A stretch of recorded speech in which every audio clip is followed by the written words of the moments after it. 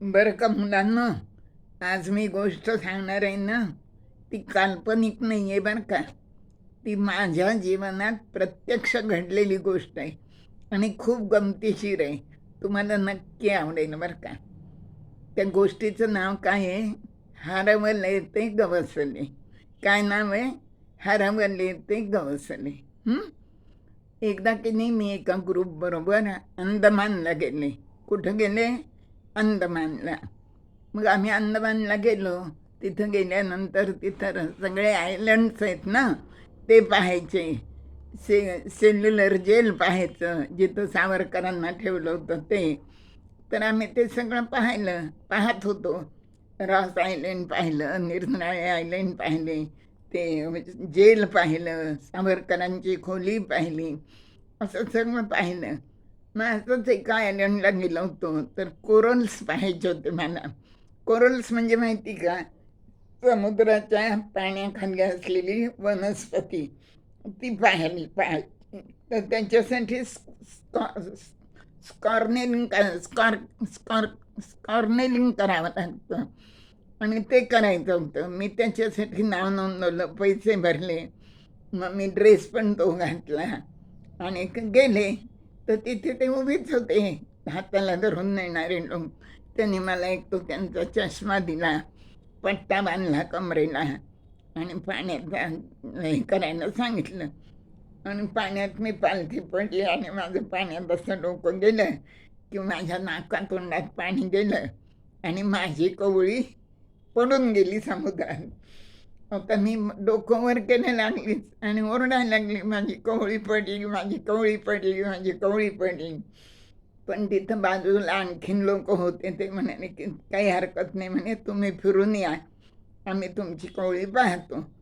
मग तो मला जो घेऊन जाणार होता, त्यांनी मला घेऊन गेला. तो पाण्यामध्ये 4-5 चक्रा मारल्या आणि ते सगळे कोरल्स जे असतात समुद्रातली, पाण्याखालची वनस्पती सगळ्या ज्या असतात, सुंदर असतात त्या खूप, त्या सगळ्या पाहिल्या.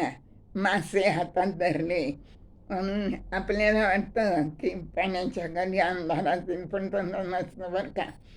समुद्राच्या तळाशी खूप उजेड असतो. तर मी ते सगळं पाहिलं आणि आम्हाला त्या 4-5 फेऱ्या झाल्यावर आम्ही आलो काठावर. मग ते काठावर आल्यानंतर काय झालं, ते चष्मा वगैरे काढला, पट्टा सोडला. तर ते जे लोक उभे होते ना, त्यांनी माझी कवळी समुद्रातून काढली होती आणि मला दिली ती. तर समुद्रात पडलेली कवळी सापडली. आहे की नाही गोष्ट छान मजेशीर? एवढा अथांग समुद्र, पण त्यात पडलेली कवळी सापडली. एकतर काय आहे, अंदमानचा समुद्र जो आहे ना, तो खूप शांत आहे आणि नितळ आणि स्वच्छ आहे. आणि माझी कवळी अगदी कडेला पडली होती ना, तळ दिसत होता समुद्राचा, त्यामुळं ती सापडली. तर ही पहिली गोष्ट. आता आणखीन एक घटना अशीच माझ्या आयुष्यात घडली बरं का. माझी सखी, जी मला कधीच सोडत नाही आणि बाहेर जाताना तर तिच्याशिवाय मी बाहेर जाऊन शकत नाही, अशी ती नेहमी माझ्याबरोबर असणारी, माझ्याबरोबरच असते सारखी अगदी. बाहेर जायचं म्हणजे मला तिच्याशिवाय जाताच येत नाही, अशी ती माझी सखी बरं का. आणि आमचं काय झालं, आम्ही सगळे, आमचं पूर्ण घराणं अवलगावकरांचा ग्रुप करून आम्ही माहूरला जायचं ठरवलं. त्याच्यासाठी आम्ही मोठी गाडी केली, AC गाडी मोठी अगदी. आणि जवळजवळ आम्ही 37-38 जण निघालो. आणि मी आपली वय माझं सगळ्यात जास्त असल्याने ड्रायव्हरच्या पुढची जी सीट असते शेजारची, त्या सीटवर मांडी घालून आरामशीर बसायला मी पुढंच बसत होते. आणि ती माझी काठीशिवाय मला चालता येत नाही. ती काठी मी माझ्याजवळ ठेवलेली असायची. आणि आम्ही ठिकठिकाणी म्हणजे जालन्याला उतरलो, तिथून ह्याला गेलो आम्ही, त्या ताई महाराजांचा मठ पाहिला, साखरखेड्याला गेलो, मेहकरचा बालाजी पाहिला, कारंजाला दत्ताला गेलो आणि रात्री 11:30 वाजता आम्ही याला गेलो, माहूरला पोहोचलो. मग दुसऱ्या दिवशी माहूरचं आम्ही दर्शन वगैरे घेतलं, नैवेद्य केला, तिथलं ते हे पाहिलं, दत्ताचं मंदिर पाहिलं. आणि अनुसूयेचं पाहिलं, सगळं काही तिथलं बघितलं. नैवेद्य आरती सगळी केली, जेवणं केली आणि परतीच्या प्रवासाला निघालो. आता आमचं काय, आम्ही सगळे जमलो म्हणजे इतका धिंगाणा करतात सगळे, मुलं, वसुना, मुली, पुतणे आणि आम्ही पण त्यांच्यात सामील होतो. मी आणि माझी धाकटी जाऊ होती.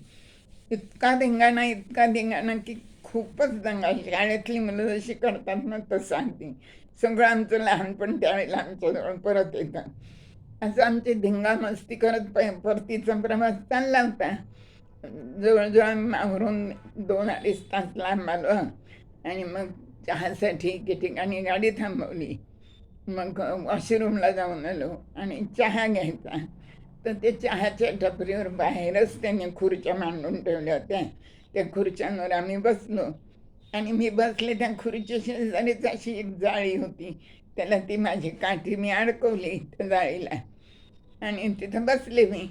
चहा वगैरे आम्ही घेतला. चहा घेणं झालं की आम्ही परत सगळेजण गाडीत जाऊन बसलो आणि पुन्हा आमचा धिंगाणाही सुरू झाला आणि प्रवासही सुरू झाला. मग परत येताना औंढा नागनाथला आम्हाला उतरायचं होतं. आला औंढा नागनाथ. मग उतरायचं तिथं. उतरायचं तर मी माझी काठी शोधायला लागली. आता मी जिथं बसते तिथंच ठेवत होते काठी. तर काठी काही मला सापडायलाच तयार नाही. म्हटलं बाई कुठं गेली काठी, आपण तर इथंच ठेवतो, काय करावं आता. म्हणलं जाऊ दे, आता मी खाली उतरले आणि म्हणलं सगळ्यांना उतरू दे आणि मग आपण परत नीट पाहू. सगळेजण उतरल्यावर मी त्या ड्रायव्हरीलाही सांगितलं, मी स्वतःही शोधली.